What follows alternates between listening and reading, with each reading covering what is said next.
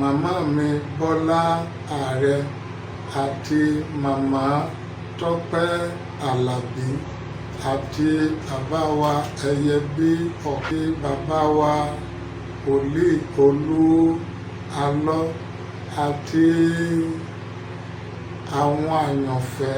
Ẹ káàárọ̀, ẹ káàsán, ẹ káalẹ́, àjùṣe tí mo wá. This is Crossborder X TV. Don't forget to subscribe, like and share. Ẹ̀yin tèmi, ó tún ti ṣẹlẹ̀ báyìí o lórí ọ̀rọ̀ Prophet Olu Alo àti ìyàwó àti màmá ìyàwó rẹ̀ tí Rotimi Daniel ń drag wọn látijọ́ pé màmá ìyàwó ti ń béèrè ọmọ yẹmi sí ògbé pé ẹ̀mú jáde àtàwọn ẹbí ìyàwó tó ń fà látijọ́ ẹ̀. Ó tún ti ṣẹlẹ̀ báyìí o. Èèmọ̀ rẹ̀ àbí ní ìgbà tí pé lẹ́yìn justice for ìyàwó Olu Alo àti màmá ìyàwó Olu Alo la ti ń gbọ́, but nísìnyí ó tún ti dàbí wípé ọ̀rọ̀ yìí ti fẹ́ máa jọ̀rọ̀ Mohbad báyìí o. Ẹ̀mí ní kí bá mo ṣe ló fẹ́ máa jọ̀rọ̀ Mohbad tó jẹ́ bíi pé àwọn tó bẹ̀rẹ̀ movement pé justice for Mohbad ló di pọ́n bẹ̀rẹ̀ sí kúrò lẹ́yìn kọ̀ọ̀kan. Ó ti wá ń dìbẹ́ báyìí o. Ṣé mo ṣàdédé tún rí bàbá Nasri'S rẹ̀ o. Wọ́n tún wá láti máa sọ pé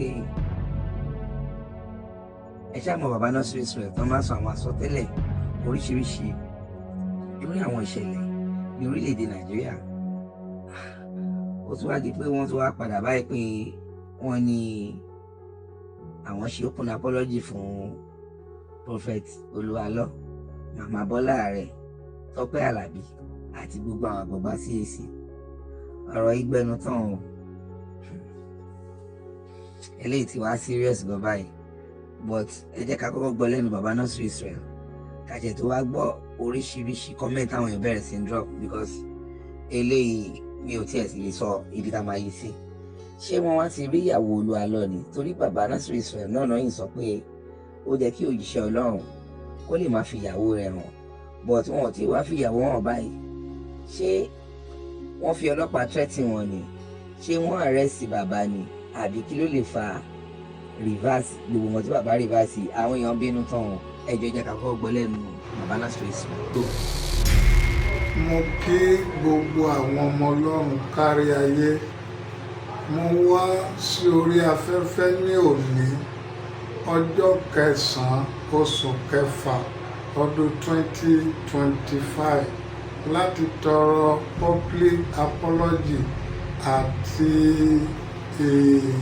ìforíjì lọ́wọ́ bàbá mi Fúnṣọ́ Àkàndé àti màmá Fúnṣọ́ Àkàndé, màmá mi Bọ́lá Ààrẹ àti màmá Tope Alabi àti bàbá wa Ẹyẹbí ọ̀kí àti bàbá wa Olu Alo àti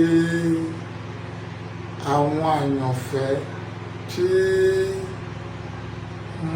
mẹ́sẹ̀gì tí mo ṣe tí ó kan àwọn bàbá àti màmá mi nínú Olúwa tí mo dárúkọ ẹ̀, tí wọ́n pè mí káàkiri pé mẹ́sẹ̀gì yẹn ó ní àwọn àléébù àti pé ó kù díẹ̀ káàtó. Mo fi àkókò yìí bẹ gbogbo àwọn ọmọ Ọlọ́run ní orúkọ Olúwa Ọlọ́run àwọn ọmọ ogun. Ní àná tó John the 8th, bàbá wa Fúnṣọ́ Àkàndé pè ìyàwó mi ní 20 minutes to 5 ní ìrọ̀lẹ́. So mi ò sí nílé, mi ò gbé, mo wá rí i pé lórí mẹ́sẹ̀gì àtàtúnṣe ni wọ́n torí ẹ̀ máa pè. Mo fi àkókò ibẹ màmá àti bàbá Fúnṣọ́ Àkàndé, mo fi ọba àwọn bá, mo fi bẹ̀yìn kí ẹ má bínú. Ọ̀rọ̀ yẹn is a speak of tongue. Mo bẹ̀yìn ní orúkọ Olúwa. Kẹwọ ọdún tí ẹ ti mú wa bọ̀ nínú ìrìnàjò yìí, tí ẹ gba odidi ilé fún wa lódidi oṣù, kí ìyàwó mi máa wà lórí òkè tèmi ò dẹ̀ ní síbẹ̀. So ẹ má bínú màmá, mo má bínú dáàdì, mo fi ọba àwọn bàbá yìí. Bákan náà mo bẹ màmá mi Bọ́lá Ààrẹ ní ọ̀nà gbogbo tí mẹ́sẹ̀gì yẹn ti bí wọn nú, mo bẹ̀ yín ẹ má bínú. Bákan náà mo bẹ̀ màmá mi Tope Alabi ní gbogbo tí mo fi ìbínú àti ìtara ènìyàn sọ, kí wọ́n jọ kí wọ́n má bínú. Ní gbogbo ibi tí wọ́n ti ń pè wọ́n, wọn kì í ṣe bí òkùnkùn. Màmá Tope Alabi ọmọ Ọlọ́run ni, kò ń ṣe kò gbágbá lọ́wọ́ kò kàbí lọ́wọ́ ayé kankan, kò dẹ̀ bí ọmọ fún àlè, is a out of annoyance and a speak of tongue. Ọmọ wọn tí ó jẹ́ àbúrò àwa ẹ̀ náà lágbára Ọlọ́run yóò ju màmá Tope Alabi, yóò ju bàbá ẹ̀, yóò ju àwa ẹ̀ náà. Ilé ọkọ tó lọ lórúkọ Olúwa Ọlọ́run àwọn ọmọ ogun kò ní rí wàhálà, kò ní rí ìdààmú, á dẹ̀ ṣe rere. Gbogbo ogun tí àwa ará wájú jà kò ní jà. Mo fi Ọlọ́run ọmọ ogun, mo fi bẹ̀ gbogbo wa kí a jọ ká má bínú. Ní ti bàbá ẹyẹ bí ọ̀kìn, kó má bínú. Bàbá mi nínú ìgbàgbọ́ ni. Mo rántí ọjọ́ Sunday tó dágbé ṣọ́ọ̀ṣì fún mi ní Agége, tóun dẹ̀ jáde lọ tó ní kí n má ṣe ẹ̀sìn lọ, ká má bínú. Ohun tó jẹ́ kí n sọ̀rọ̀ bẹ́ẹ̀ ni pé àwa ọ̀dọ́ à ń ṣe kankan lábẹ́ pé kò kọ̀rẹ́ẹ̀tì wa, pé sí èsì òdẹ̀lẹ̀ pé sí àkíyèsí. So wọ́n ṣe orúkọ tí mo pè pé àbí kankan, mo rí pé ẹni tí a lè bá, ẹni tí ṣe èsì pé tí a lè yẹ̀ lọ́wọ́ wò, so ká jọ ká má bínú. Mo dẹ̀ tó fi àkókò yìí bẹ̀ Olu Alo kó má bínú, kó wo ìrìnàjò tá a ti jọ rìn pẹ́pẹ́ láti Keje lọ sọ́dọ̀ Tope Olútókun, kó má bínú. Ohun tí ó jẹ́ kí n dá sí ọ̀rọ̀ yẹn ni pé ẹni ìránṣẹ́ Ọlọ́run tó bá kọ ìyàwó àbó ní ìzù ìyàwó, ìṣìírí ẹ lè ní ìzù àbí wàhálà, kó jọ kó dákun kó má bínú. Gbogbo àwọn kan dẹ̀ ní mo ní ká lọ protect ní secretariat, ká má bínú. Tó jẹ́ kí n sọ bẹ́ẹ̀ ni pé CAC news tí wọ́n gbé program yẹn sí ni mo rò pé ní ojú tèmi kò yọ orí bẹ́ẹ̀. Ní ju gbogbo ẹ̀ lọ, Bíbélì wípé ká wà àlàáfíà pẹ̀lú gbogbo ènìyàn. Mo bẹ̀ gbogbo ẹ̀yin ọmọ Ọlọ́run, mo fi ikú àtàjíǹde Jésù, mo fi bẹ̀ yín. Bàbá Fúnṣọ́ Àkàndé, orí òkè bàbá àbíyè yìí, òun ni májẹ̀mú mi láti ìbẹ̀rẹ̀ wá. Mo dẹ̀ dúpẹ́ lọ́wọ́ Ọlọ́run pé ní gbogbo oṣooṣù mi ò lè ṣe kí n má succeed ní ìwọ̀nba kékeré. Síbẹ̀ tó bá jẹ́ orí òkè búburú ni mi ò lè rí bẹ́ẹ̀. Orí òkè mi ni kí bàbá Fúnṣọ́ Àkàndé kó jọ àti màmá ká má bínú, kí màmá Bọ́lá rẹ̀ ká jọ ká má bínú, kí mọ́mì Tope Alabi kì í ṣe inú òkùnkùn, kì í ṣe inú omi ló ti gbàgbára, ọmọ Ọlọ́run ni, kó jọ kó má bínú. Àtòun àti àbúrò mi tó jẹ́ ọmọ wọn, ká má bínú nínú Kristi. Àti bàbá ẹyẹ bí ọ̀kìn, gbogbo àwọn ọmọ Ọlọ́run tí mo ti ṣẹ̀, àti gbogbo àwọn ìránṣẹ́ Ọlọ́run lórí òkè bàbá àbíyè tá ti pè mí, tá ti tẹ̀rẹ̀, tá ti sọ̀rọ̀, àti bẹ́ẹ̀lú gbogbo wa pátá, ẹ má bínú. Mo fi ẹni tó ní ayé àtọ̀run, mo fi bẹ̀ yín. I reverse my statement pé kò rí bẹ́ẹ̀, ẹ jọ̀ọ́. My name remain the same, Israel Nasri'S Oluwagbemidide. My number remain the same, 082380305. Mo ṣe mẹ́sẹ̀gì yìí láti jẹ́ kí gbogbo ẹ̀yin tẹ́ ẹ ti pín mẹ́sẹ̀gì yìí, tí àkọ́kọ́ ẹ bá mi pín mẹ́sẹ̀gì yìí káàkiri gbogbo ọ̀dọ̀ àwọn ọmọ Ọlọ́run wípé speak of tongue ni, kí ẹ dẹ̀ bá mi bẹ̀ àwọn ọmọ Ọlọ́run ká má bínú. Ní agbára Ọlọ́run, eré ìje ìgbàgbọ́ yìí gbogbo wa yóò mórí délé. Ìrìnàjò wa nínú Olúwa lórúkọ Jésù a ò ní kọsẹ̀. Gbogbo ohun tí a pè ní ká parí ìrìnàjò wa sínú ìbànújẹ́ àbí sí àbámọ̀, àbí sẹ́ran ara ọlọ́run ò ní jẹ́ kó ṣẹlẹ̀ sí wa, and it will never repeat itself for life. Kí a jọ ká má bínú. Mo dẹ̀ bẹ̀ yín gbogbo ẹ̀yin ọmọ ọlọ́run gbogbo tí ẹ ní mẹ́sẹ̀gì, ẹ bá mi forward mẹ́sẹ̀gì sọ́dọ̀ bàbá wa Fúnṣọ́ Àkàndé. Tán bá ní àwọn fẹ́ kí n wá rí wọn lójúkojú gbogbo wọn tí mo dárúkọ yìí, màá dẹ̀ wá tọrọ apology láti bẹ̀ wọ́n ní ìfojúrí. So mi ń ṣe ọmọkọ́mọ o, ojú tèmi fi rí nǹkan tó ṣẹlẹ̀ yẹn ni ó ta mí lára láti sọ̀rọ̀. So mo bẹ̀ yín ní ìyọ́nú ọlọ́run. Bíbélì sọ pé ká dárí ẹ̀ṣẹ̀ bí àwọn tó ṣẹ̀ wá, kí ẹ jọ̀ọ́ nítorí ọlọ́run lẹ́ẹ̀kan sí mo bẹ̀ wá, a ó dé ọ̀run sínú o. Together we shall make eternity. A ó rí Kristi kátólíkò. Thank you Daddy Fúnṣọ́ Àkàndé àti màmá, mo bẹ̀ yín.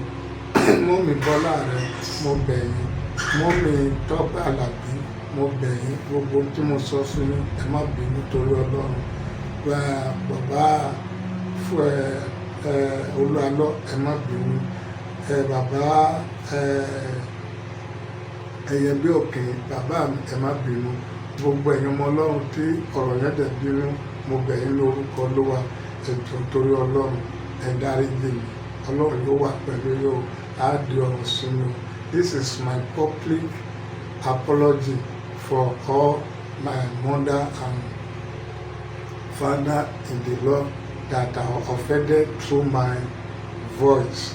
Olúwa yóò, through my action and my media's interaction. Thank you. God bless you all. Together we shall. Ó ga ọ ẹ̀yin tèmi, ọ̀rọ̀ lẹ ti gbọ́ yẹn o. Àwọn èèyàn ti wá bínú tán báyìí o. Ẹ já wa lọ máa kà wọ́n kọ́mẹ́ǹtì o. Ọlájọ́rìn Joseph, ó ní àwọn èèyàn kò ní gbà yín gbọ́ mọ́ bí ẹ ti lè sọ yìí. Ó jẹ́ tòótọ́. It's better to be quiet.